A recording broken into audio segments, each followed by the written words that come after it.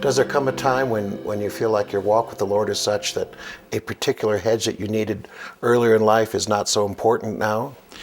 Sometimes I don't think that it's less important, but it might be easier to follow through on. It's just not as much of a nuisance.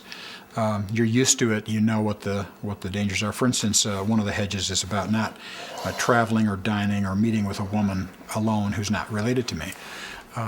And this is not a new one. It's certainly not unique to me. Billy Graham has had this policy for years. Many Christian leaders have.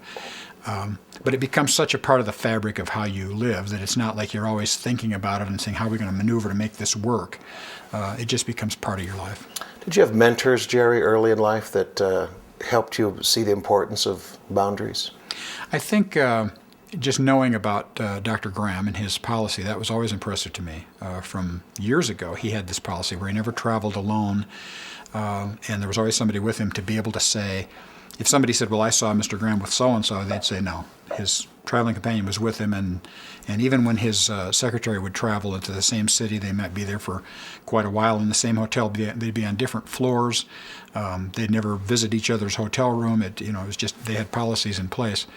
And then my own father, I think he didn't have formal hedges. I don't think he ever had them written down, but part of that was generational. That generation simply acted appropriately. They wouldn't do anything untoward. And the idea of my father driving to pick up a woman that he's not related to at a bus station or a train station or an airport, it simply wouldn't have happened.